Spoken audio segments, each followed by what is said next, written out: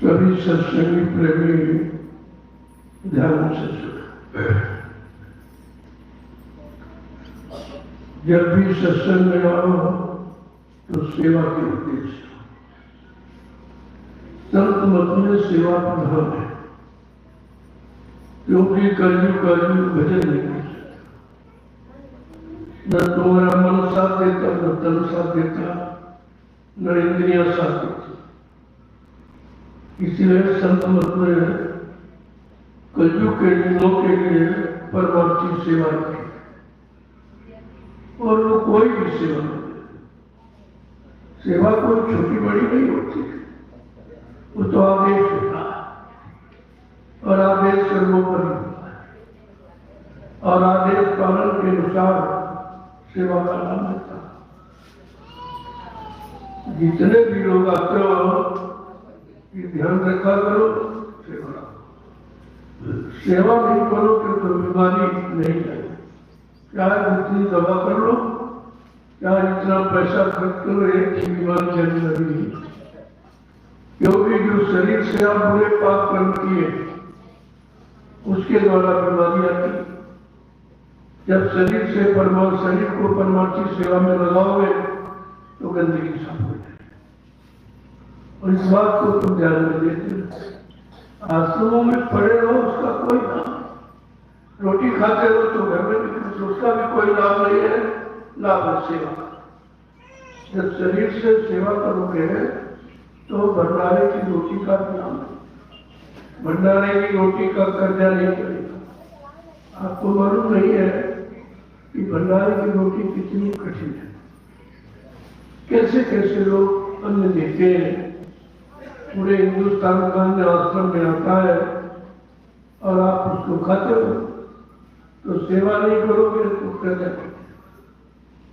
इसीलिए बराबर कहा जा रहा, सत्संगी के कमाई के दोनों अंगुल दाम, और भजन करे तो ऊपर तो नहीं तो पार। भजन तो आप कर नहीं सकते, क्योंकि भजन में आपका मन तन इंद्रियों को साथ ही नहीं देती। सेवा तो कर सकते, सेवा इसीलिए रखी गई।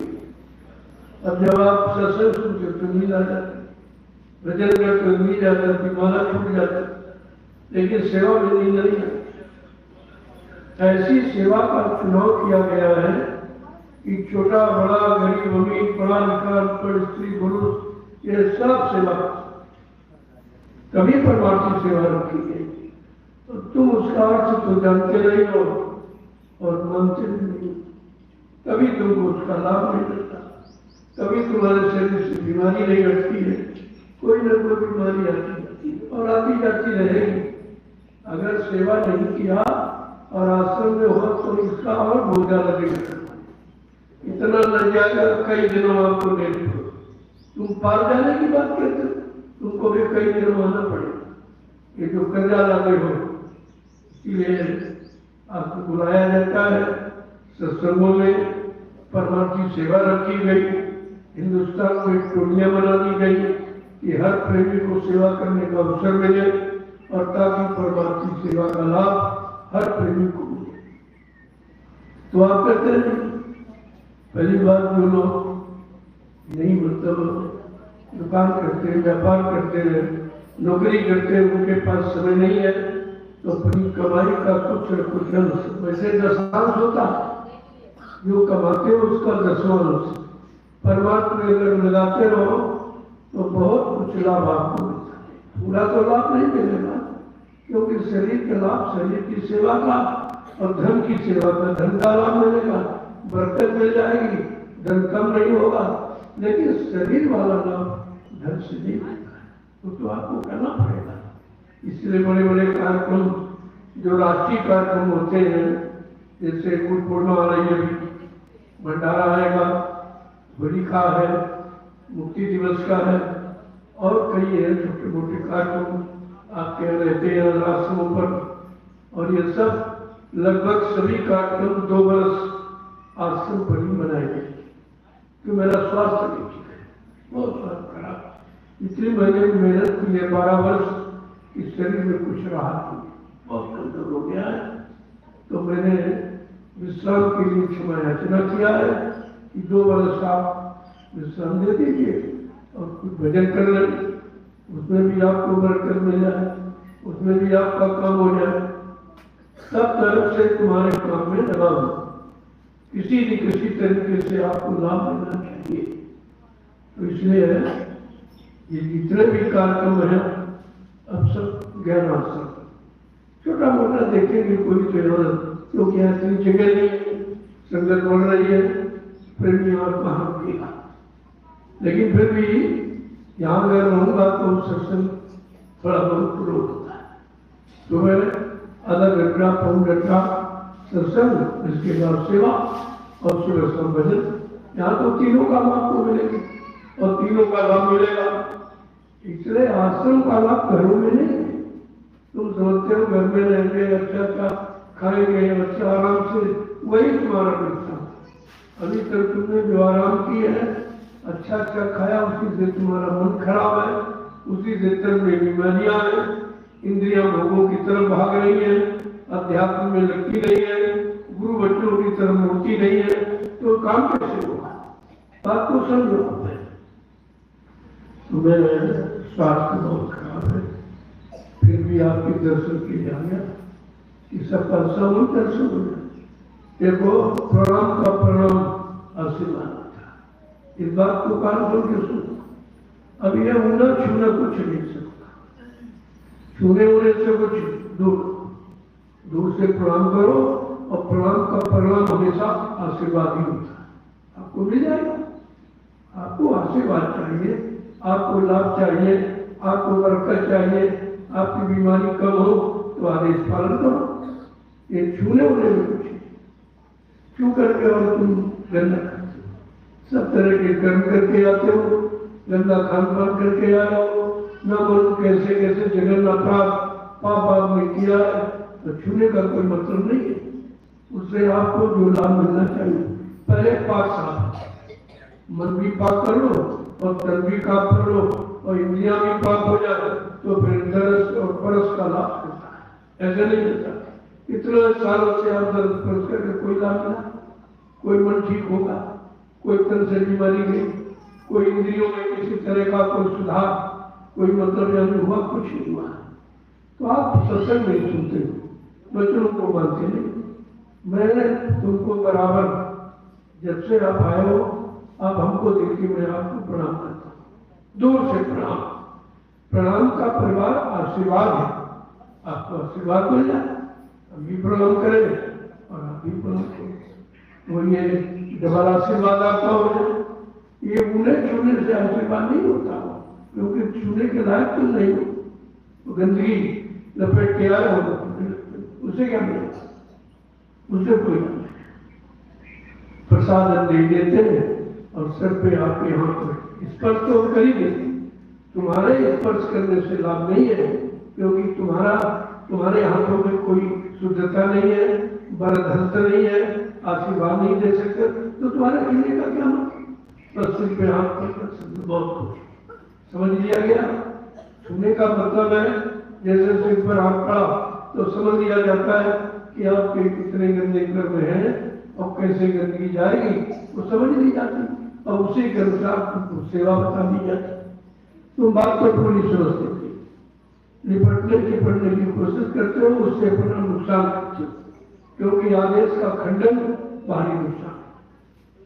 हमारा नुकसान इसीलिए कि आदेश का फल। अरे दूर से हो, देने वाला तुमको वही फेंक देगा, मिल जाए, कोई जरूरी है व्यवस्था करना। मैं कितने समय से आपको सिखा रहा था कि मैं जब भी आता हूँ प्रणाम करता हूँ, मिलता हूँ तब भी प्रणाम करता हूँ, कहीं मिल जाए प्रणाम करता हूँ, तो तुम्हें सीखना चाहिए कि तुमको भी प्रणाम का परिणाम समझना चाहिए, इसका लाभ क्या है। इसलिए ये थोड़ा दूर से करो, तुम्हें लेना है तो दूर से मिल जाएगा। तुम अगर वहां सेवा करते हो तो आपको लाभ वही मिल जाएगा। यहाँ लाभ नहीं है, लाभ सेवा है, और लाभ सेवादार को, लाभ भजनानंदी को।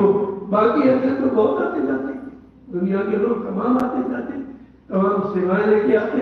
हम कहते भैया ये धर्म का लाभ परमार्थ नहीं है, धन से परमार्थ नहीं बनेगा।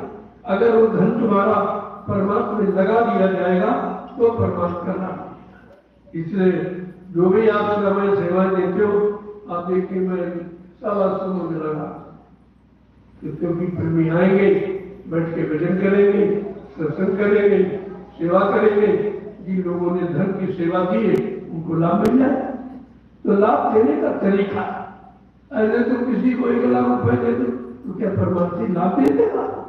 वो कहाँ लगा रहा है, कितने बुरे काम में लगा रहा, अपने खाने पीने में, ऐसो आराम में, भोगों में खर्च कर रहा, तो आपका नुकसान हो।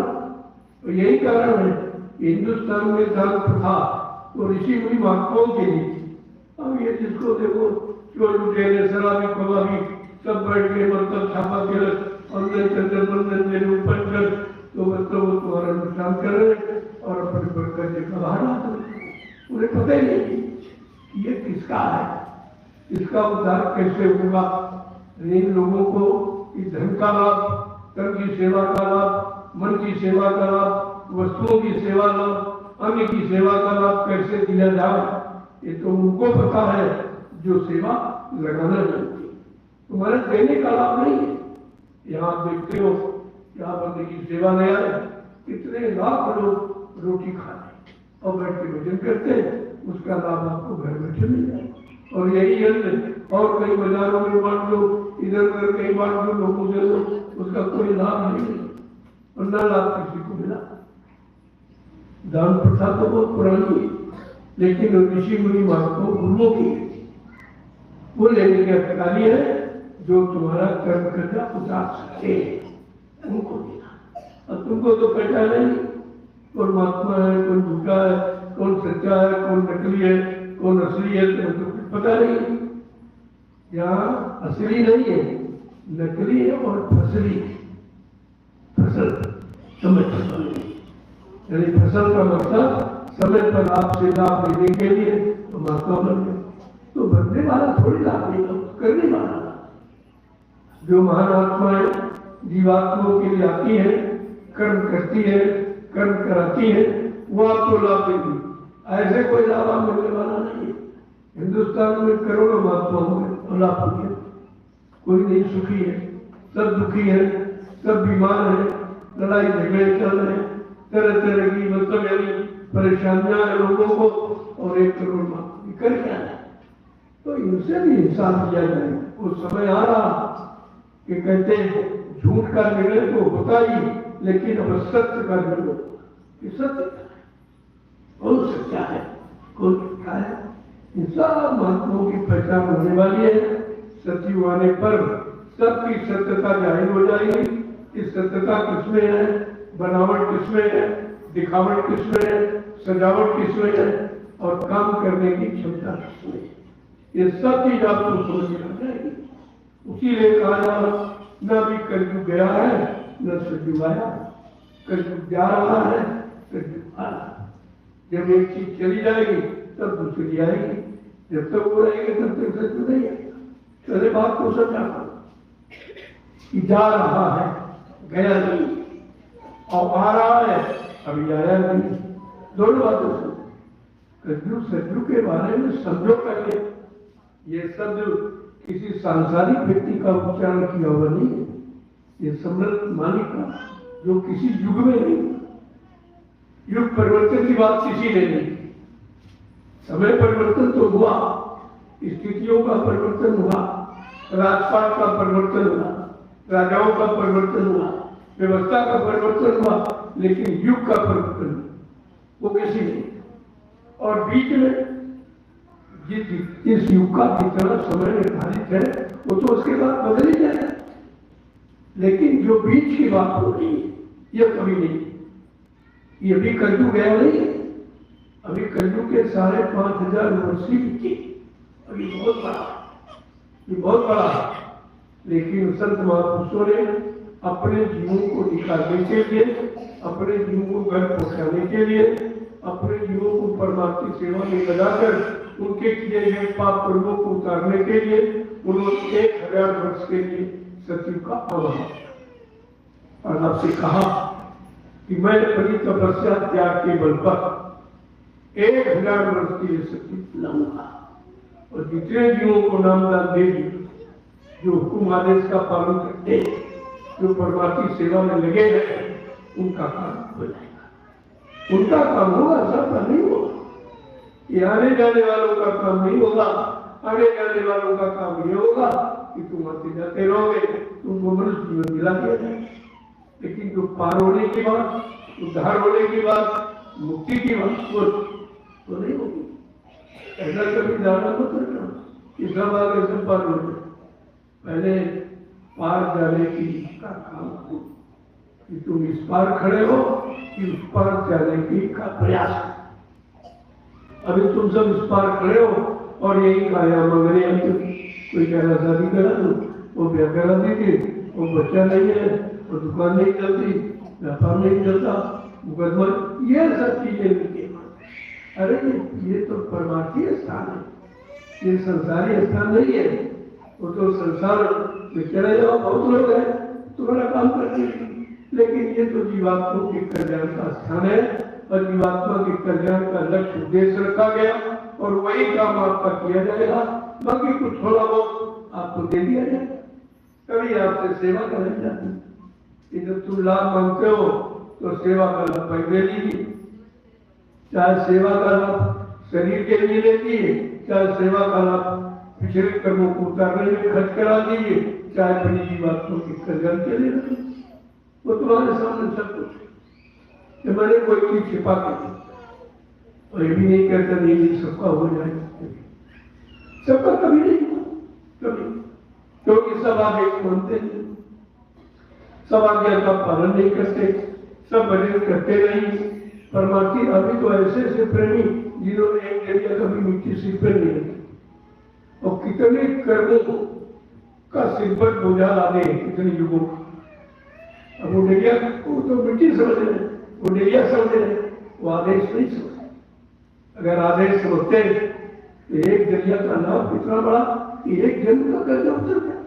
तुम्हारे सिंपल लाने बैठे हो, इसलिए सिंपल बोझा रखा जा रहा, जो कई जन्मों का लाते हो वो धीरे से उतर जाए।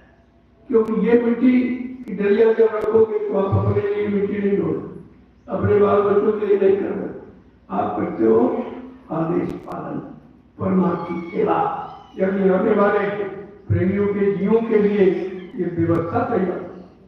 जहाँ बैठे हो कितना बड़ा किला, मैंने जंगल खरीदा,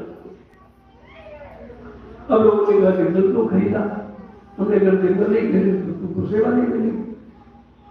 तुमको सेवा में लगाने के लिए, तुम्हारे पास कर्मों को उतारने के लिए मैं जंगल, खंडक और खाई नाले ही खरीदता, ताकि सबको सेवा मिले और आप कोई काम करना।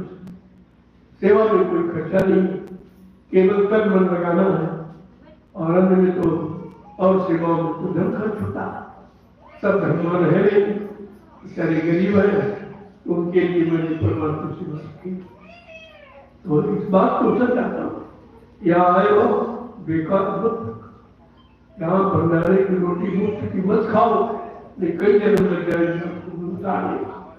केवल शरीर आश्रम में डालोगे तो आश्रम का कर्जा चलेगा, इस जमीन का कर्जा चलेगा। इस जमीन पर रहते हो या तो भजन करो तो जमीन का कर्जा उतरेगा, और भजन करो भंडारे की रोटी का कर्जा उतरेगा, और भजन करो तो परमात्मा सेवा का लाभ मिलेगा। इतना भजन तुम्हारे मुश्किल, तब ये सेवाएं रखी गई कि आपको लाभ देना ही है, आप तक लाभ हो जाए, कोई सरल तरीका निकाल दिया जाए। ये बेचारे गंदे पापी कमजोर जीव है, इनको कैसे लाभ मिल जाए, तो बड़ी सरल सेवा है। और उसमें तुम्हारा कोई अहंकार नहीं, अन्य सेवाओं में अहंकार होता है। जो बड़ी बड़ी सेवा देते हो कहते हमने बाबा जी को 1 लाख रुपए दिया, हमने 10 लाख दिया। अरे तुमने 10 लाख सेवा नहीं दी है, 10 लाख पाप कर्मों को उतारने की सेवा तुमने दिया नहीं है, अपना काम कराने की। ये बात समझ में नहीं आती। अरे भाई हमने तो किसी का दिया नहीं, आपने दिया, मैंने झोली मिला दिया, इस झोली से आपको कुछ न कुछ मिल जाएगा। मैंने अपने जेब में तो रखा नहीं, मैंने कोई खाता बैंक तो खोला नहीं, वो तुम्हारा झोली मिला, इस झोली से तुमको लाभ मिल जाएगा।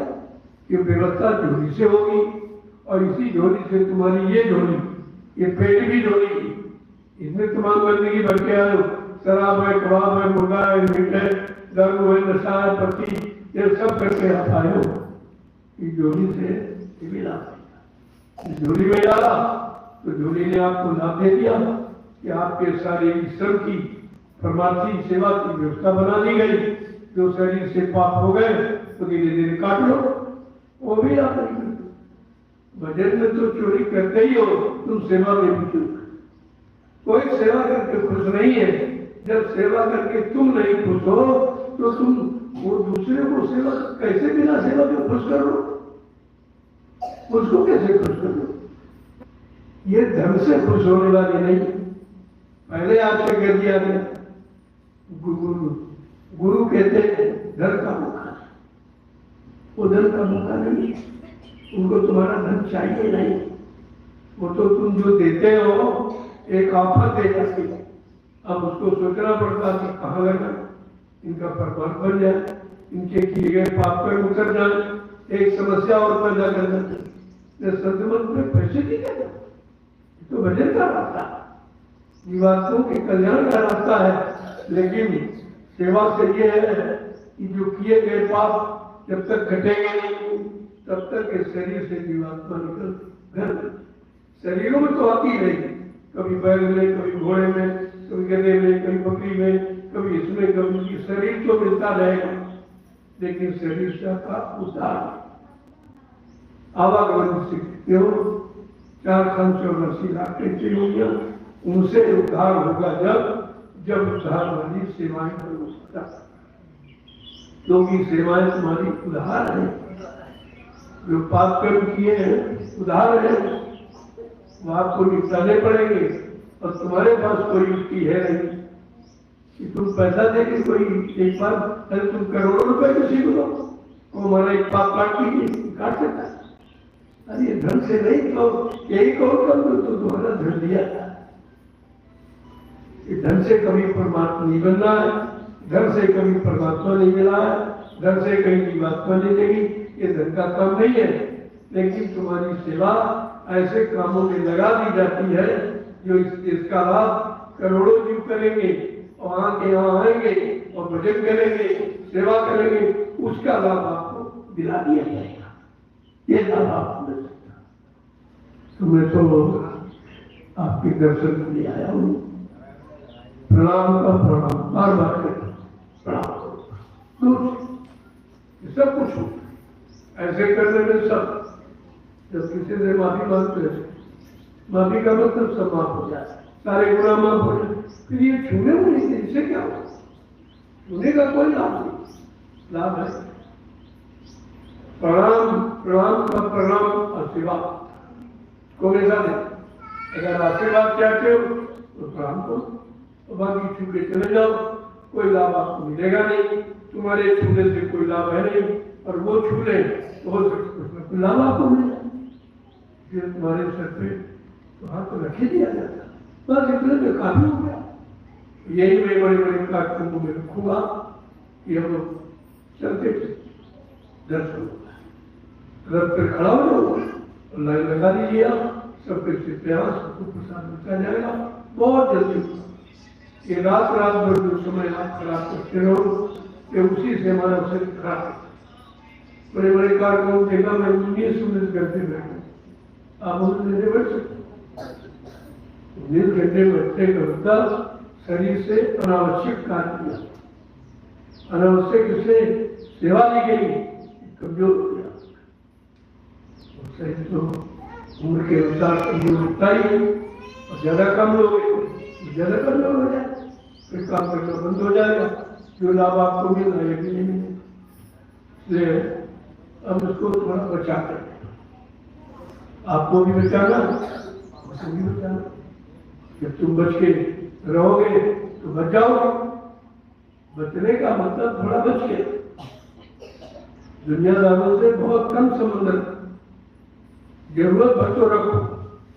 इसलिए कहा कि लोग भजन करते हैं पांच नाम का या गुरुदेव नाम का, जो जाप करते हैं, जो सुमरन करते हैं, उनको संसारियों की तरफ एक टटी यानी आंख खोल के दर्शन उनका नहीं करता, क्योंकि 80% पाप आंख से चलते। जिनको देखोगे, अरे दर्शन तो महात्माओं का बताएगा, कोई शराबी कबाबी को दर्शन थोड़ी बताएगा, उससे आपको कौन सा लाभ मिलेगा? और तुम्हारा 24 घंटे संबंध उन्हीं लोगों से। यहाँ तो अवसर में कभी कभी आते, वो भी सेवाओं से चोरी करते, आए भग गए।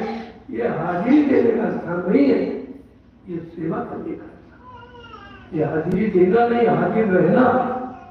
हाजिर रह के जब सेवा करो वो लाभ मिलेगा। आए भग गए ऐसे जीवन बनाते जाते रहोगे, और बहुत दिनों से आते जाते, और भी आता जाता, आना जाना छुटकारा अगर पाना है तो आने देने का समझो। आए हो तो कुछ दिन रह के कुछ सेवा करके ही जाओ, ताकि आने का लाभ मिल जाए। और जब जाओ ये संकल्प लेके जाओ कि हमारी दया को जल्दी फैला जाए, तो जाने का भी लाभ मिल जाए। अब एक तो साल 2 साल बाद आए हो, फिर 2 साल छुट्टी हो, एक बार में रिन्यू होता है, माफ नहीं होता, खत्म नहीं होता, उद्धार नहीं होता, कल्याण नहीं होता, रिन्यू होता। इतनी बातें जानते हुए भी पड़ा एक साल, बस ये एक साल में ताजे हो गए, एक साल में ताजे हो गए। लेकिन ताजे होने का मतलब है जब ताजे हो जाओ तो कोई ऐसा काम करो जिससे इस ताजगी का लाभ मिले, वो आप करते हैं। बहुत प्रेमी ऐसे जिन्होंने आज तक जलिए नहीं, आपका भोजन में घूम रहे हुए ये वास्तव में गए, हम 1 लाख सेवा दिया है, हमने आपने सेवा तो दी नहीं, हम तुम्हारी सेवा स्वीकार नहीं करते, हम तो तुम्हारे आदेश पालन करो वो सेवा स्वीकार करता हूँ, भजन करो वो सेवा स्वीकार करता हूँ। लेकिन ये धर्म ये तुम्हारा लेके तुम्हारे पर लगा दो, जमीन खरीदी आज ही देखो ये इस व्यक्ति ने, एक व्यक्ति ने बनवाया है, वो कितना धन्य व्यक्ति, उसकी कमाई धन्य है कि जब तक ये स्थान रहेगा उसको लाभ मिलता है। एक धन एक व्यक्ति का खत्म है, सेवा तो सबकी लगी, बनाने वालों की सेवा, जोड़ने वालों की सेवा, सेवा सबकी लगी, लेकिन धन का कितनी सही जगह उस व्यक्ति ने प्रयोग किया। इसलिए आपको सेवा का चुनाव करना चाहिए। सेवा वहां दे जो लंबे समय तक रहे, हम न भी रहे लेकिन हमारी सेवा की निशानी बनी है, ऐसा बाकी कोई सेवा जब बहुत लोग दान करने तो मिला दान का लाभ, क्योंकि देने वाला वो तो लेने वाला है, देने वाला लाभ नहीं दे, उसके बाद कोई लाभ नहीं, न उसने भजन किया है, न सेवा कभी की है, न कोई आदेश माना है, न वो गुरुमुखी है, तो आपको लाभ देगा तो कैसे? ये पैसे से लाभ खरीदा नहीं जाता। और लोग करते हैं ऐसा ही, बड़े बड़े सेठ नंबर को कमाई किया, हमारे नैनेश्वर बंदे ये धार्मिक लोग, तू क्या जानो धार्मिक है, धार्मिक महाधर्मी, उनका खान पान भी नहीं थी, इनकी नीयत भी चाहिए, इनका मन भी नहीं सही और तब भी नहीं सही, कोई सेवा कभी की नहीं, हमेशा देते रहे। ऐसे गंदगी को, गंदे व्यक्ति को सेवा दोगे तो बदले में गंदगी मिल जाएगी, ले जाओ, तुम भी गंदे हो जाओ। तुमने गंदे की सेवा की, आशीर्वाद क्या देगा? गंदे। अरे जिसके पास होगा वही तो आशीर्वाद देगा, उनके पास होगा आशीर्वाद। आशीर्वाद क्या देते? जाओ फिर दे, जाओ घर जाओ कमाओ फिर दे, जाओ घर जाओ कमाओ, धंधा कमाओ, पता करो फिर दे जाओ, इसके अलावा कोई यही पूरे हिंदुस्तान में आशीर्वाद दे गया है, क्योंकि कोई महात्मा है नहीं, महात्माएं है नहीं जो आपको आध्यात्मिक लाभ दे सके या तुम्हारे पिछले कर्मों की करने को उतार सके, ऐसा तो कोई है ही नहीं, लाभ आपको मिलेगा। इस धार्मिक स्थल पर मैंने कई बार इशारा किया है, इधर सतगुरु धाम, ये जो नैमित धाम है, ये ऋषि मुनियों का 88,000 ऋषियों का धाम है, लेकिन 88,000 ऋषियों का धाम होते हुए भी वो 88,000 ऋषि भी कुछ दे नहीं पाए। तपस्या क्या कर गए, क्या दे गए?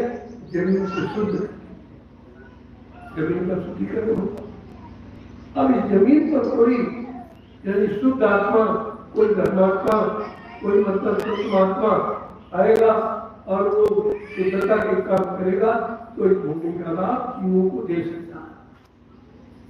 इसलिए गोस्वामी महाराज को लिखना पड़ा रामचरित मानस के साथ कलयुग के जीवो, दुनिया में बहुत लगभग तीरथ, लेकिन तुमको किस तीरथ का लाभ?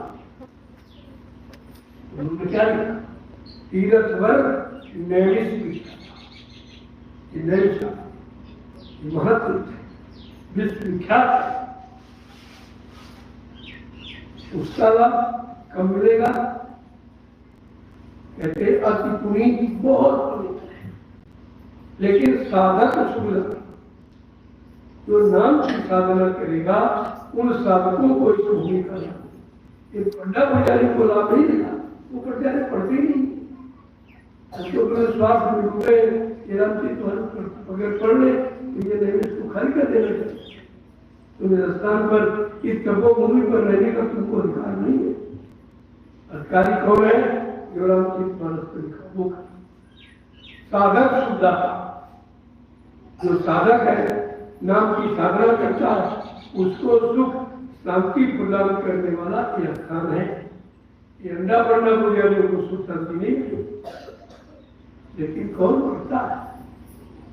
घर में रखी है प्रचार बहुत जो है, अखंड रामायण और अखंड, अरे तुम्हारे अंदर अखंडता आई, तुम्हारे कर्मों में अखंडता आई, तुम्हारे मन में अखंडता आई, तुम्हारे विचारों में अखंडता आई, तुम्हारे खान पान में अखंडता आई, तुम्हारे नहीं किसी में अखंडता ही नहीं करते।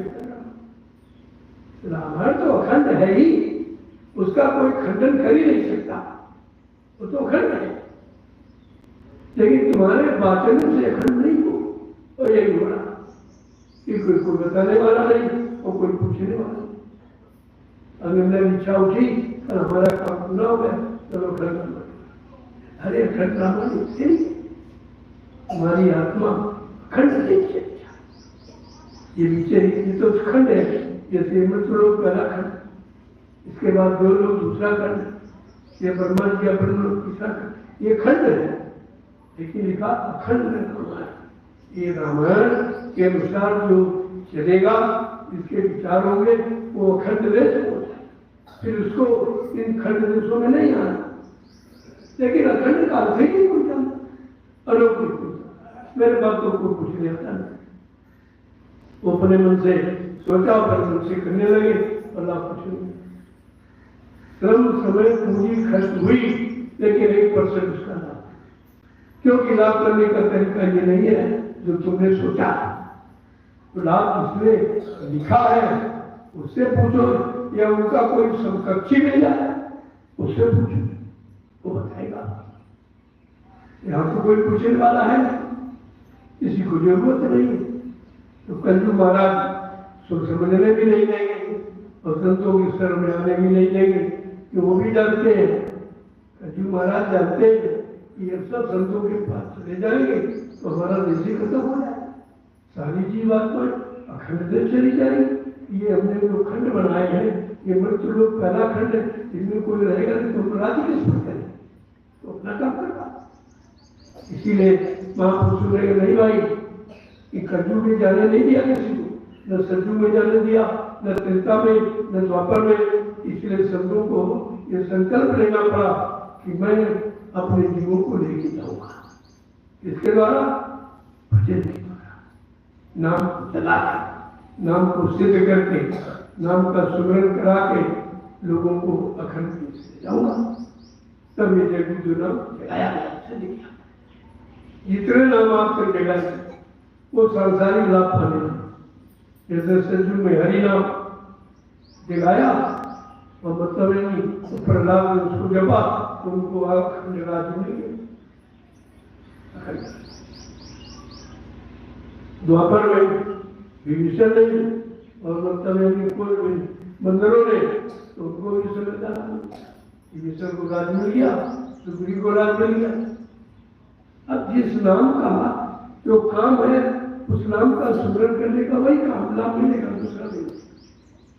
अगर उसे मुक्ति मिल गई होती सीताराम नाम जैसे हमारे नाम से, तो कलयुग में जन्मोदना करने की क्या जरूरत, उन्हीं से कम हो जाए। ये जीवात्मों के कल्याण, ये जीवात्मों को जगाने वाला नाम है। ये मन को जगाने वाला, इंद्रियों को जगाने वाला, भोगों को जगाने वाला और लोगों को जगाने वाला ये नाम नहीं है। इसलिए बात नाम की परिभाषा सुनो, इतनी बड़ी चीज आपको मिल गई जो बड़े बड़े ऋषि मुनियों को नहीं। हजारों लोग तपस्या करते रहे, ये समय का जगाया नाम नहीं मिला, नहीं मिला, क्योंकि वो नाम किसी संतों ने जगाए नहीं, वो तो ऋषि मुनियों ने जगाए थे सुख शांति के लिए। जब इस नाम से लोग आएंगे, उनको संख्या बढ़ेगी, भक्त बढ़ेंगे इस नाम के, तो हमको दान दक्षिणा देंगे, राजा बन जाएगा, हमको राजपाट दे देगा। उनकी भी इच्छा होनी चाहिए, लेकिन अखंड देश जाने की इच्छा नहीं, यानी जीवात्मा के कल्याण उद्धार की इच्छा नहीं रही। अब नाम के गुण है नहीं, आज भी वही नाम सीताराम नाम चिल्ला रहे, वो कुछ हमने पूछा भैया किसको बुला रहे हो? अरे बुलाए जाएगा कोई सामने हो तब बुलाओगे तो कहोगे हमें सुनेगा तो सुन के आएगा। जब कोई सुनने वाला है ही नहीं, किसको सुना? कल अच्छा है नहीं करके कहते, जब सुनने वाले के कान में उसका नाम पहुंचेगा तो वो चलेगा, वो आएगा। आपसे पूछे भाई क्यों बुलाया आपने, क्या परेशानी, क्या तकलीफ? ऐसा तो कोई बताने वाला आपको है ही नहीं। वही सब पुराने नाम दिखाई पड़े, सीताराम राधे राम सीताराम हरि ओम नमो नारायण हरि ओम। तुम्हें कहा ये कब के नाम कब ले रहे हो? तुम तो कलयुग में बैठे और नाम सतयुग के द्वापर के ले रहे। वो तो नाम का काम हो गया, वो नाम वाले चले गए काम करके। जिन लोगों ने उस समय नाम को समझा और लिया उनका काम हो गया। जब रावण नहीं समझ में आया उसको काम नहीं हुआ, हिरण्यकश्यप नहीं समझ में उसका काम नहीं हुआ, कंस जरासंध नहीं समझे उनका काम नहीं हुआ। ऐसे जो कलयुग में नहीं समझ में उनका काम नहीं हुआ। संसार का काम करो, संसार में रहोगे, लेकिन आत्मा का कल्याण नहीं। वो मंदिर में जिससे नहीं होगा, वो तीर्थों से नहीं होगा, ये पुराने नामों से नहीं होगा, वो किताबों से नहीं होगा, वो पत्थर और कलंदरों से नहीं होगा, वो दिखाए नाम से। कितना सत्संग आपको सुना है, लेकिन अब भी लोग आते चले जा रहे हैं नैमिषारण्य तीर्थ में। वहां कौन सा तीर्थ, कौन सा तीर्थ है? वो तो तीर्थ बनाया गया है, जो ऋषि मुनि आए थे उन्होंने नहीं बनाया। ये लोगों ने वो अपनी प्रशंसा के लिए, अपनी आमदनी के लिए, अपने दान दक्षिणा लेने के लिए बना दिया। क्या जरूरी यही था? उन्हें क्या मालूम इसी स्थान पर था, दधीची का इसी स्थान पर ये सब किया तो देना नहीं किया, आश्रम पर किया था। अपने लोगों से मान अपना मन चिटाकर और सारी हड्डियां में खा ली, और जो बना, जो हड्डियां बची उसके धनुष बना दिए गए, राक्षसों के भी धनुष किए। आत्मा के कल्याण के लिए नहीं बने, राक्षसों को मारने के लिए बने। ये इतिहास बचाने वाला नहीं है। जो मारे गए, क्यों मारे गए, उसकी कहानी सुन लो, पढ़ो। तो इसलिए कि भाई तुम ये काम नहीं कर रहे, तुम भी मारे जाओ। कहाँ से पढ़ते काम वही कर रहे। इसलिए किताबें कभी महात्मा नहीं बनाती हैं, किताबें पढ़ने वाला कभी आत्मा नहीं जगा सकता, किताबें याद रखने वाला कभी परमात्मा को नहीं पा सकता। तो परमात्मा से मिलाने वाले समय का कोई संत महात्मा अब आप लोग सेवा कीजिए, मैं भी चलूंगा आपके साथ होगा। ये मिट्टी तालाब किया, इसको लेकर के ये आपके आम के पेड़, इनकी एक फुट मिट्टी हटा के मतलब उसी में 2-3 तस्वीर, ताकि इनका जीवन सुरक्षित होता है। ये भी बेचारे, इनमें भी आत्मा है, ये भी सेवा आप आत्मा की ही सेवा कर, इनका भी काम हो जाए तो निकल। अब तुम्हारा इनसे लेन देन है, जब इनमें आत्मा है तो ये शरीर नहीं होगी। पहले कोई जड़ पूजा की है, जड़ पूजा, पत्थर पूजा की है तो जड़ में इनका वास। अभी कहीं जा नहीं सकते, कुछ कह नहीं सकते, कुछ सुन नहीं सकते, कुछ दे नहीं सकते। ये जड़ पूजा का ये थे, इन्होंने पत्थर पूजा है, कागज पूजा है, कैलेंडर पूजा है, पानी पूजा है, उनको ये जड़ मिल गया पेड़ होगा तो जड़ बने खड़े रहोगे ऐसे जड़। इसलिए इनकी जड़ता दूर हो तो थोड़ा बात कर लो, 2-2 डलिया जितना जैसा पेड़ हो उनकी मिट्टी हटाओ, थाला बना दो, उसी में गिर तो क्या होगा, इनका जीवन सुरक्षित है। मालूम है उसमें ताकत नहीं, इसलिए मैं भी आपके साथ रहूंगा, मैं कहीं नहीं बैठूंगा। अब आप लोग चलो, वही दर्शन हो जाएगा, वही जो जिसको अपनी सेवा देनी है दे देना, मैं नहीं बैठूंगा। और जिनको जाना है वो सेवा करके जाएंगे, ऐसे नहीं। कम से कम 2 पेड़ों की सेवा हर व्यक्ति, 2 पेड़ों के थाला बनवाओ और 5 पटरिया हर प्रेमी, तो 2 जीवों का कल्याण हो गया। ये जीव है, ये जीवधारी ऐसा नहीं है, लेकिन ये बेचारे हम ये तंगधारी है और जलधारी है, चेतनधारी नहीं है, लेकिन चेतन जीवात्मा में है, इसलिए इनकी सेवा आपसे कर रहे हैं। ये फार्म में जो सेवा करते हो फसलोगी, ये सब नहीं सेवा आप समझते नहीं हो, बिगाड़ देते हो। इसलिए मैं मैं सारी व्यवस्थाएं अपने हाथ में रखूँ। अब किसी को कोई जिम्मेदारी नहीं, क्योंकि जिम्मेदारी कोई आई नहीं और जिम्मेदारी तुमको मालूम नहीं, तुमने कभी जिम्मेदारी की नहीं। जब तुमको अपनी जिम्मेदारी नहीं मालूम कि हमें क्या करना चाहिए, हमारी आत्मा को कल्याण कैसे हो, ये जिम्मेदारी अभी तक तुम नहीं ले पाए हो, तो तुम इनकी जिम्मेदारी। ये तो समधारी जीव है बेचारे, पेड़ पौधे खड़े हैं, ये स्थावर जीव है, इनमें भी जीवात्मा। इसीलिए मैं पेड़ों का ज्यादा लगाना पसंद करता हूँ और हर आश्रम पर मैंने बगीचे लगवाए ताकि लोगों को सेवा मिलती रहे। जब ये फल देंगे तो जितने लोग इनका फल खाएंगे, इनके कर्म इन जीवों पे बढ़ जाएंगे, एक दिन उनका भी उद्धार हो जाएगा। ऐसे कल्याण हो, ऐसे कल्याण तो जंगल में बहुत खड़े पेड़ क्या कल्याण करें, कोई प्रयोग नहीं, और प्रयोग करके काट डाला बेटा, ये उन्हें क्या मालूम परमात्मा कैसे। हमने जंगल आपसे साफ करवाया, लेकिन भंडारे की रोटी नहीं, जिसमें लाखों प्रेमियों ने रोटी खाई तो तुम्हारा भजन का रास्ता खुल गया, वहां मैं गया। अब आप चलिए, मैं भी यही बैठूंगा। आज मौसम भी ठंडा है, 2 पेड़ हर व्यक्ति उनका 1 फुट मिट्टी हटा दो, निकाल दो, थाला बन जाएगा गोल उसी मिट्टी से। और ये जो मिट्टी तालाब की लाई गई, ये 3 दिन तो पानी लगेगा, पानी लगते ही भूल जाएगा। ये है मतलब स्थावर जीवों की सेवा। उनको पेड़ मत समझो, ये योनि है, ये स्थावर योनि है, इनमें जीवात्माएं हैं, बेचारी खड़ी है।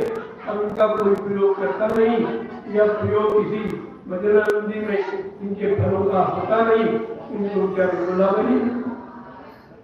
हर साल फल देते हैं कि शायद कोई लाभ देने वाला जीव आ जाए, शायद कोई लाभ देने वाला जीव हमारे फल का प्रयोग कर ले, तो उनको प्रयोग करेगा, तो भजन करेगा हमारे फल का, तो हमको भी कुछ लाभ मिल जाएगा। इसलिए जगह जगह प्रयोग का ही निर्माण, तब ज्यादा से ज्यादा पेड़ लगाऊंगा, आपकी सेवा मिल जाएगी, आने वाले लोगों को परमात्मा मिल जाएगा। यहाँ लगाना कुछ नहीं, यहाँ लगाकर और तुम्हारा बल लगाना, तुम्हारा स्तर लगाना, तुम्हारी सेवा में लगाकर तुम्हारा काम बनाना, ये इसीलिए लगाए। लगाने का मतलब कोई ऐसा नहीं, पहले समझो। देखो आगे गुरु पूर्णिमा की तैयारी है, बड़ा क्योंकि मैंने मत से कह दिया कि मैं 2 वर्ष की 2 वर्ष बाहर कोई कार्य नहीं करूँ, आश्रम पर लोगों से दूर प्रणाम करूंगा और प्रणाम का प्रणाम बताऊंगा, सिखाऊंगा, उसका लाभ आपको मिल जाए, आप उसका आदेश लगा। दूरी में सब कहते प्रेम दूरी में होता, नजदीकी में तो गंदगी आ जाती, गंदगी में धीरे धीरे भाव खत्म हो जाता, न श्रद्धा है, न मर्यादा है, न सेवा, कुछ नहीं है। वो बराबरी का अवसर लेने लगता है, और बराबरी की बात जहाँ आई वहाँ परमात्मा खाली हो जाए। अकेले हो जाते रहो, ये भी आश्रम है और गृहस्थ आश्रम भी है, दोनों आश्रम है और दोनों तुम्हारे द्वारा चलेंगे। वो तुम्हारा आश्रम बाल बच्चों का कर्जा है, उनका कर्जा अदा कर दो। ये आश्रम जो तुमने तमाम जन्मों में कर्जा लिया, ये आश्रम वो कर दिया था, वो गृहस्थ आश्रम में सब कर्जा नहीं उतरे तुम्हारे बच्चों का, इसमें सब करता है अनंत जन्मों का कर्जा। इसलिए इस आश्रम से उस आश्रम की मेहनत से ये भी आपका बनाया हुआ, वो भी आपको तुम्ही ने बनाया है, तो इसकी सुरक्षा की देखभाल करना हर पल के लिए लिखा।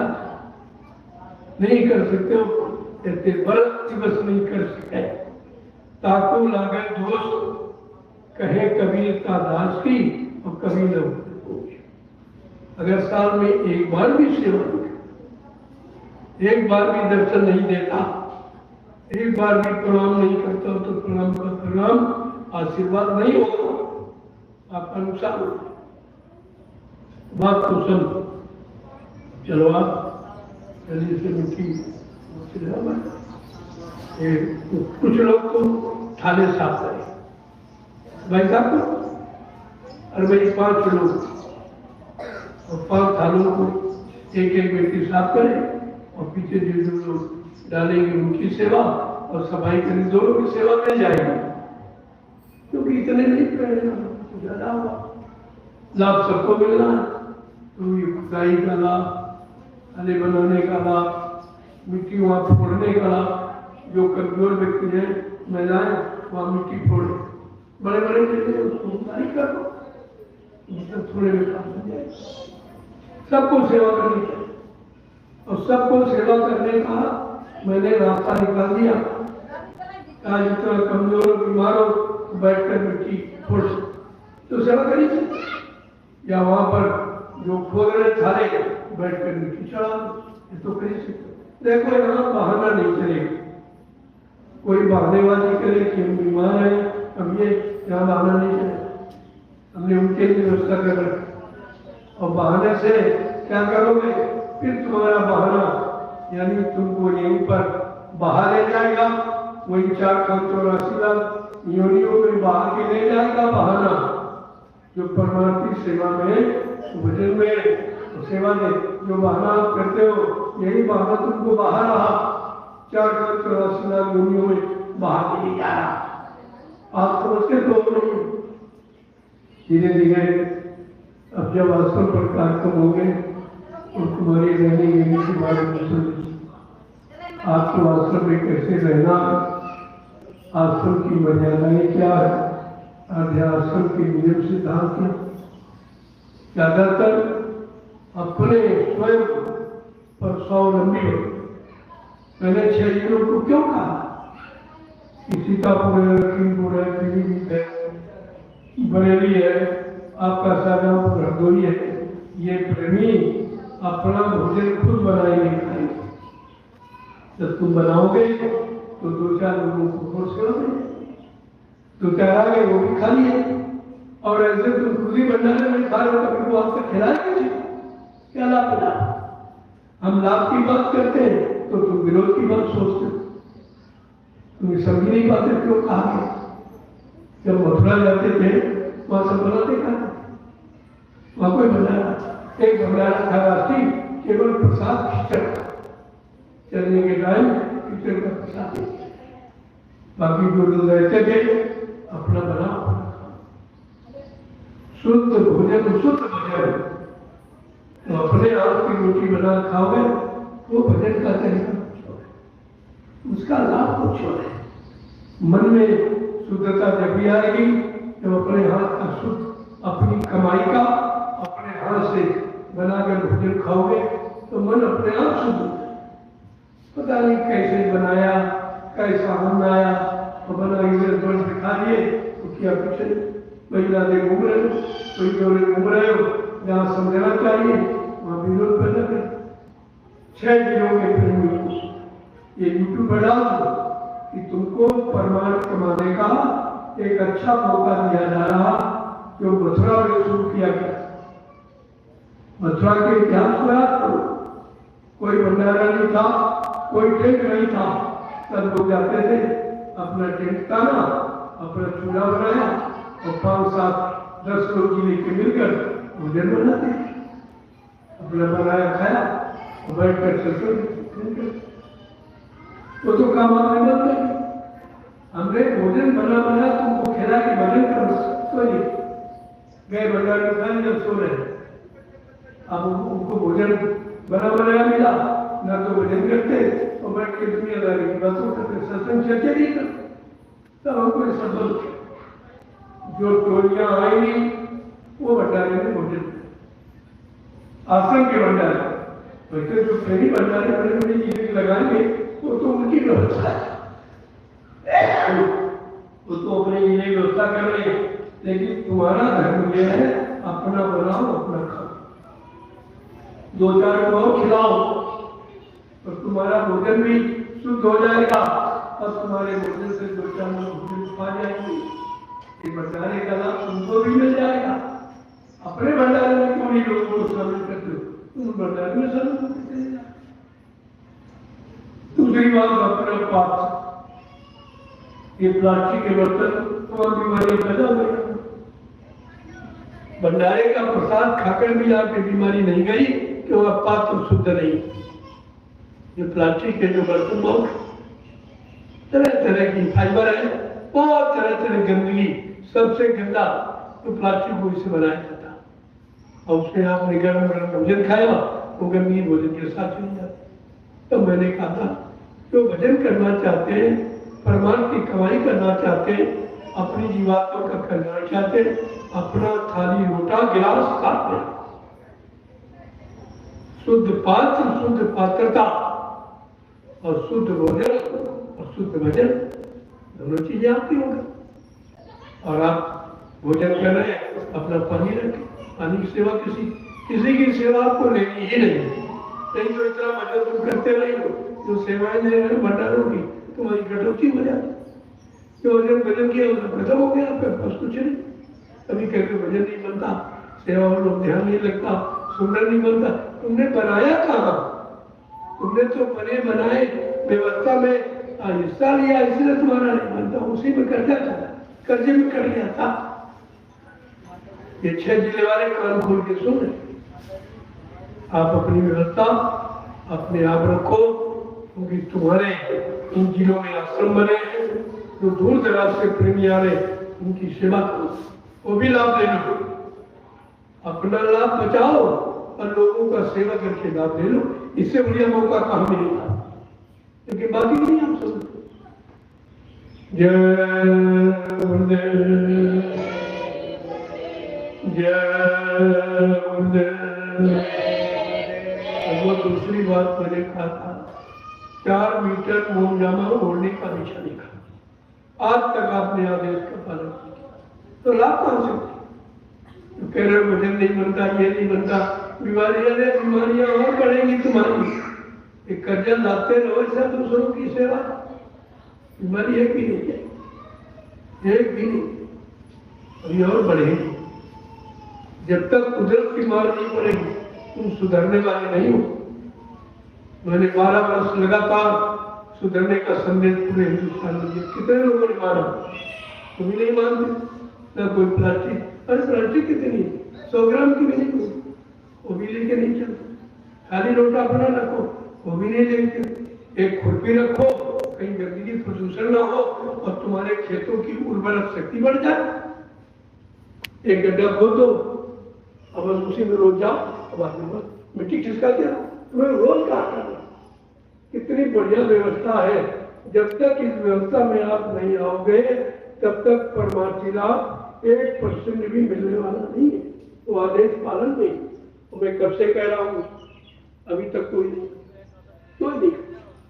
नहीं करोगे तो ऐसे खाली यार खाली लौट जाओ, आते रहो, जाते रहो, मरते रहो, जन्मते रहो, उद्धार नहीं होगा। उद्धार जब होगा तो तुम्हारा कर्मों का कर्जा उधार है, उस उधार को निपटाओ तो उधार हो जाए। बात तो आप समझते नहीं, इतनी बारीकी तरीके से मैं हर चीज को बताता हूँ कि सरल से सरल तरीका के लिए बताया कि हर व्यक्ति कर सकते, लेकिन नहीं कर। अपनी गंदगी पर गए, बाहर कहीं दिशा मैदान गए, और दूसरा जाएगा फावड़े से उठाएगा, उठा गड्ढा खोद के गाड़ेगा, तो तुम्हारा वजन उस दिन का कट जाएगा, क्योंकि उसने सेवा की, तुम्हारी गंदगी उसने उठाई और उसके गंदे कर्म तुम्हारे पर चढ़ गए। इसका बहुत बड़ा है, इसलिए मैंने खुरपी का अभियान चलाया था और सारा हिंदुस्तान जानता है कि खुरपी का अभियान सबसे सर्वश्रेष्ठ है। एक दिन देश के राजा को भी ये सफाई अभियान स्वीकार करना पड़ेगा। लेकिन तुम इतिहास हो, तुम वर्तमान के इतिहास हो, अपना वर्तमान की हाथ बिगाड़ो मत, जो कह दिया जाए उसका अच्छा सा फल। जब लाखों चूल्हे जलेंगे, ये पत्रकार मीडिया पूरा हिंदुस्तान को बताएगा कि लोग कितने सेल्फ डिपेंड है, कितने स्वावलंबी हैं, कितने अनुशासन वाले हैं कि अपनी सेवा स्वयं करते हैं, किसी से करवाती नहीं है, और अपनी सेवाओं में लोगों को शामिल कर लेते हैं। ये तुम्हारा इतिहास है। तो नहीं करोगे इतिहास कुछ नहीं होगा। जो लोग पीछे से आ रहे हैं उनका बन जाएगा, तुम्हारा खाली हो जाएगा, और वो बल्कि तुमको निकाल बाहर करेगी। इतने सालों से तुम आ रहे हो, रहे हो, आदेश का पालन एक भी नहीं किया तुमने, वो तुमको हटा देंगे, भगा देंगे। तब तुम्हें खराब लगेगा कि नए लोग आ रहे, वो पा रहे उन्होंने, तो तुमने किए क्या? किसी आदेश का पर उल्लंघन करते हो, हर आदेश का उल्लंघन, हर सेवाओं का उल्लंघन, तो उल्लंघन करने वाला कभी परमार्थी लाभ नहीं प्राप्त कर सकता। चलिए आप इससे मैं भी वही बैठा देखूंगा भाई, कौन कर रहा कौन नहीं कर रहा, कौन कैसी बीमार है फिर भी कर रहा, उसको ज्यादा लाभ। जो शरीर से कमजोर है, अगर इस आदेश का पालन करे उसको तो बहुत डबल लाभ, क्योंकि वो बीमार होते हुए भी, परेशान होते हुए भी, दर्द सहते हुए भी आदेश का पालन कर रहा है, उसको आदेश का लाभ सबसे ज्यादा होता है। ये बात तुम समझते नहीं। तुम एक बहाना ढूंढ लेते हो कि मेरे दर्द हो रहा, अरे दर्द जाएगा कैसे? जो तुमने शरीर से जीवों को दर्द दिया है, वही बदले में आपको मिल रहा। अब आप इस पालन करके अपने पिछले वाला दर्द भी उतार दो, दोबारा आना न पड़े, और ये वर्तमान वाला दर्द ये सेवा करके उतारो। बिस्तर पर पड़ के मत उतारो, उसमें नहीं उतरेगा, बिस्तर थोड़ी उतारेगा, दवा थोड़ी उतारेगी, डॉक्टर थोड़ी उतारेगा, तो सेवा उतारेगा। सेवा कितने लोग ठीक हो गए, अरे परेशान थे, डॉक्टर पूरा घर भर गया, कोई लाभ नहीं हुआ। उसने कहा भाई खुद ही नाश्ते में रहो, अपना बनाओ खाओ, और अपनी सेवा किसी को यानी बंटवारे, तुम्हारी सेवा का हिस्सा कोई लेने न पावे। अपना विषावर्धन खुद लेके जाओ, ताकि कोई उस सेवा का लाभ न लेने पाए। भोजन अपना बनाओ और खाओ, और जो आ जाए उसको खिलाओ, ये बंटाने का लाभ होता है। पहले महात्माओं ने कहा कि जिसकी रसोई में अगर एक दो खुराक नहीं निकलती है, तो समझ लो तुम्हारे अन्न में दोष है, तुम्हारी सेवाओं में खोट है, तुम्हारे मन में खोट है, क्यों नहीं कोई आया दरवाजे। इसलिए किसी भी महात्माओं की बनाई योजना थी कि जो भोजन बनाओ उसमें एक मुट्ठी ऐसे आटा वाला एक मिट्टी का निकाल, थोड़ा चावल में डाल दिया, और एक चम्मच तेल किसी में डाल दिया, थोड़ी दाल, बस देखिए महीने में इतना तैयार हो जाएगा कि 10 व्यक्ति भिखारी भोजन कर दे। 10 का लाभ आपने प्राप्त कर लिया। थोड़े थोड़े तुम फैला देते बनाने में, ये महिलाएं बनाती इतना आटा फैला दी, इतने से परमात्मा बन गया। तो महात्मा ने कितना सरल तरीका, कम खर्चे में और ज्यादा लाभ मिले, आपके लिए तैयार कर दिया। आदेश सर्वोपरि है, आदेश ही भक्ति है, आदेश ही भजन है, और भजन ही मुक्ति, आदेश ही मुक्ति। आदेश कोई नहीं माना। थोड़े दिन कृपी अभियान चला, बंद कर दोगे, दया बंद। तुम जहां तुमने आदेश पालन बंद किया, वहीं से दया का द्वार बंद कर दिया जाता। अरे बात तो समझा। जय गुरुदेव, जय गुरुदेव, जय गुरुदेव, जय गुरुदेव नाम किसका, जय गुरुदेव नाम किसका, प्रभु का प्यारा नाम। चलो सेवा करो। अब एक लाभ तुम्हारे पास सेवा करेंगे, क्योंकि तुम्हारा शरीर भजन नहीं कर सकता, इतनी शक्ति सामर्थ शरीर में नहीं, इतनी बीमारियां शरीर में घुस गई हैं कि मन शांत नहीं, तन शांत नहीं, तो भजन करेगा। लेकिन एक रास्ता आपके लिए खुला, सेवा। ये भी छूट गया तो कुछ नहीं। फिर कुछ भी नहीं मिले। इसलिए वचनों को समझो, केवल सुनना काफी नहीं है, उनको जीवन में उतारना। अगर लाभ लेना है तो वचनों का पालन अच्छे से करो और लोगों से कराओ, वो भी लाभ तुम्हारे खाते में आ जाएगा। ये खुरपी अभियान बराबर बड़ा कार्यक्रम आ रहा है। कम से कम 50 बीघे जमीन आपकी उपजाऊ बन जाएगी। ये कितना बड़ा लाभ है आश्रम का। इसलिए सुबह में टोलियां तैयार करूंगा। जब सुबह लोग दिशा मैदान जाएंगे, महिलाओं की टोली अलग, पुरुषों की अलग, वो उनको बताएंगे। वैसे मैं नालियां उनके पेड़ पहले से खुदवा दूंगा। आपको अपना दिशा मैदान में जाना है, इधर करने, तो उससे थोड़ा लाभ, आदेश पालन का लाभ मिलेगा और तुम्हारी जमीन उपजाऊ बन जाएगी। इससे बड़ा कौन सा लाभ? और जो मनमानी मनमुखी, तो ये मनमानी मनमुखी ही बने रहोगे, तुम कभी गुरुमुखी नहीं बन सकते, कभी नहीं बनो। गुरुमुखी नहीं बनोगे तो गुरु के द्वारा कोई लाभ नहीं मिलेगा। मन से लाभ ले लो। जब मन का कहना मान रहे हो, मन के मुताबिक चल रहे हो, मन का आदेश मानते हो, तो अपने मन से मांग लो, दे देगा। इतना समझाया गया कि मन के कहे चलो मत कोई, सदगुरु कहे करो तुम सोई, तो उसमें तुम्हारा लाभ है, इनमें लाभ नहीं है। फिर भी अभी तक इस बात को लोग समझ नहीं और परेशान है। तो हमने तो कह दिया भाई परेशानी बढ़ेगी। जब आते रोते हमें कहा कम रो रहे हो, अभी तुम्हारे आंसू बंद नहीं होंगे, रोना बंद नहीं होगा, अभी और रोगे। अगर आदेश पालन नहीं करोगे तो आपको रोना पड़ेगा, पछताना पड़ेगा, अंत में नरक में जाना पड़ेगा। कौन सा लाभ तुम्हारी? कहोगे हम तो आश्रम जाते थे, हम सेवा देते थे, हमने पैसा दे, तो पैसे की कोई गारंटी नहीं है कि पैसे तुम्हारी जीवात्मा का कल्याण कर दिया जाए या पैसे से कोई पाप कर तुम्हारा माफ करा, ऐसे क्यों? कोई गारंटी, ये गारंटी हमेशा इस बात को ध्यान रखना। शारीरिक सेवाएं शरीर को लाभ नहीं देगा। शरीर शुद्ध रहेगा, शरीर निरोग रहेगा तो भजन भी करोगे। बगैर शरीर तो कुछ कर ही नहीं सकते। और उसका उपचार एक ही है, परमात्मा की सेवा, आदेश पालन, दूसरी दवा नहीं बनी। जय गुरुदेव।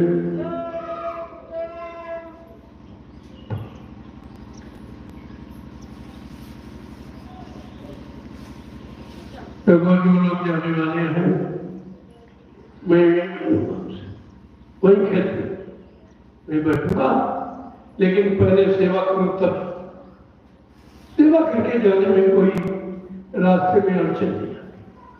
सेवा आपकी मदद करेगी। ये सेवा तुमको घर तक सुरक्षित पहुंचाएगी। वो कितनी छोटी सेवा है, इनमें कौन है 15-20 मिनट लगे तो चले जाओ, हम मना कर सकते। देखो कुछ सेवाएं ऐसी हैं जो आने वाले समय में तुम्हारी औलाद नाते पुतों की शिक्षा, आध्यात्मिक शिक्षा की। मैंने गुरु महाराज की दया से एक आश्रम की घोषणा की, मतलब एक डिग्री खाली महाविद्यालय मैंने घोषणा की है। और वो जय गुरुदेव आध्यात्मिक गुरुकुल हिंदी संस्कृत महाविद्यालय, इस नाम जो यहाँ कहीं किसी जिले में नहीं हो, और इस तरह का नामांकन पूरे हिंदुस्तान में, उसमें आपको भागीदार बनाया जाए। हो सकता समय आपका कम हो, उम्र खत्म होने वाली है, तो ये लाभ आप करें। तो दशांश तो गुरु का होता ही है, लेकिन जितने बच्चे परिवार के लोग सबके नाम का कुछ न कुछ इसमें डाल, ताकि उनकी जीवात्मा को भी कुछ लाभ मिल जाए। बहुत सोच समझ के करना। वो उसकी व्यवस्था ज्ञानाश्रम, यहाँ तो जगह नहीं है, यहाँ तो जितना हो रहा है इतने की जगह है। वो ज्ञानाश्रम जय गुरुदेव आध्यात्मिक ज्ञानाश्रम, रामशाला, मिश्रिक, सीतापुर, उत्तर प्रदेश, नवी शर्मा क्षेत्र, वहां पर वहीं पर ये महाविद्यालय का निर्माण होगा। और हो सकता अगर मालिक के क्या एक तुम्हारी बीमारियों को दूर करने के लिए आयुर्वेदिक संस्थान, गरीबों के लिए दवा मुफ्त होगी, उनको कोई पैसा नहीं लगेगा, इसकी भी व्यवस्था होगी। ये सब आपके द्वारा होना है। तो ये फिजूल खर्ची बंद करो, खर्च करो तो इनमें खर्च करो जो तमाम युगों तक निशानी रहेगी, बाकी सारे खर्चे कम करो, बिल्कुल सादा जीवन अपनाओ। और ये आध्यात्मिक तरक्की के लिए जो योजना बनाई गई है इसको अपनाओ।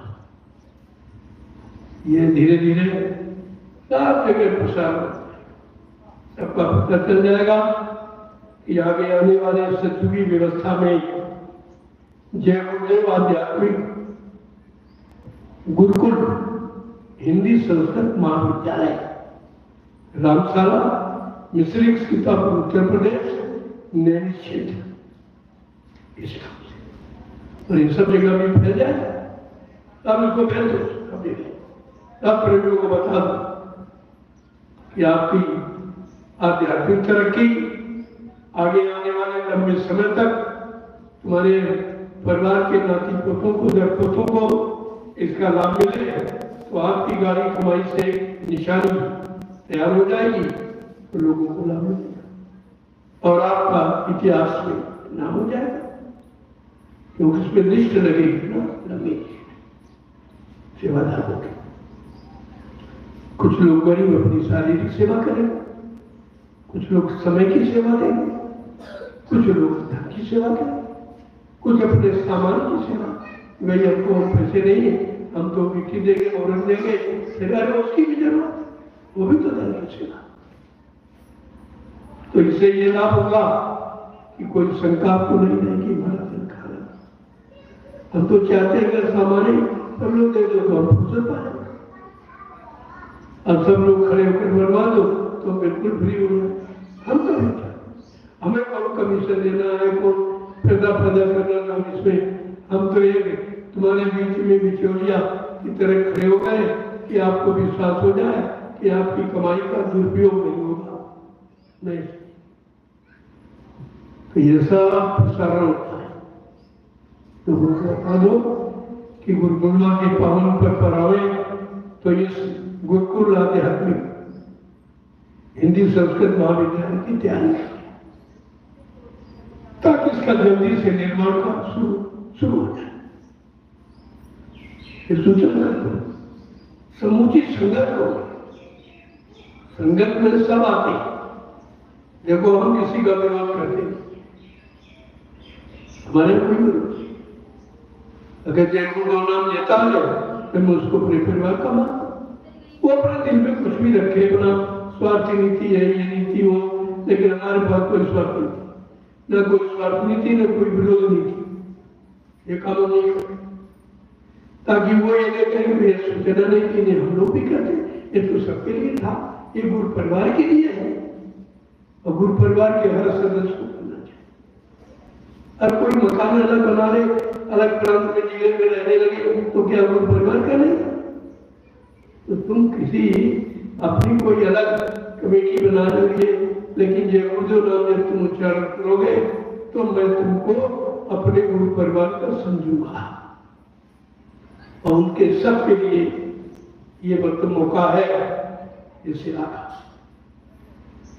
क्योंकि आगे आने वाले समय में नवी शरण महातीर्थ और इस शिक्षा का प्रचार नहीं है होना चाहिए।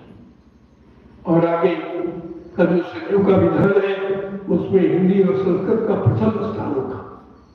जितने कानून सब हिंदी संस्कृत में बनेंगे, क्योंकि वो संतों की व्यवस्था होगी। वो नेताओं की व्यवस्था नहीं है, वो ये स्वार्थी सरकारें नहीं, परमार्थी सरकार जो सबको परमार्थ का लाभ देगी। इस बात को समझिए पहले, धीरे धीरे बताता रहूंगा आपको। जो इशारा मालिक का होगा आपको बता दो। हमसे भी कोई कह रहा है ये कह दो, ये बता दो, ये जल्दी से काम करा दो, तो मैं आपको बता देता। मैं तो कुछ कहने वाला न मैं कुछ कर सकता हूँ।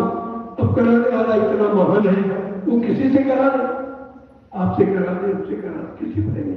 पहले भी आपसे कहा गया कि महापुरुष चाहे तो किसी सर पे देवता और किसी सर पे भूत बैठा के काम करा दे, तो काम कराना पड़ता।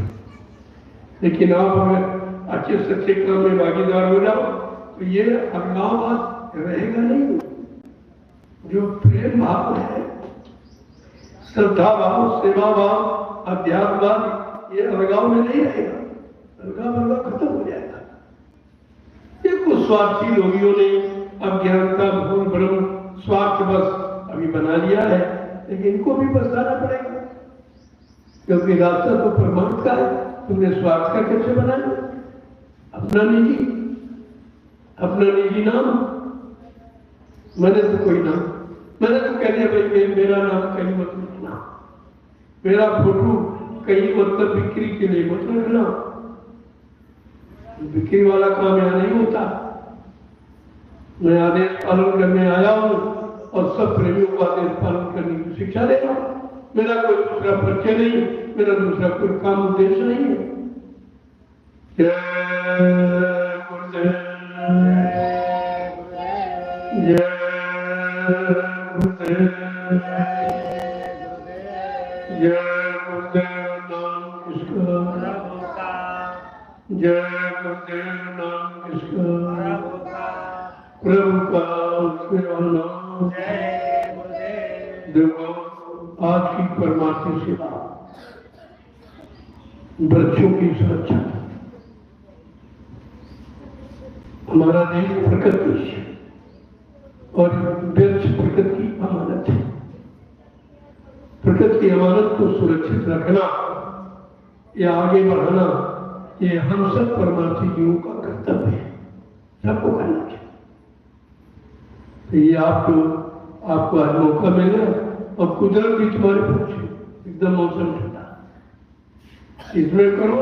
फिर वो पीछे जो कुटी के बगल में आम का बगीचा है, कुछ लोग उसमें चलो, थाले बनाओ आगे आगे, 1 फुट 1.5 फुट मिट्टी हटा दो और बस ये खाली वाली मिट्टी डाल दो, ताला बनो, ये उपजाऊ मिट्टी, ये खाद का काम करेगी। जय गुरुदेव।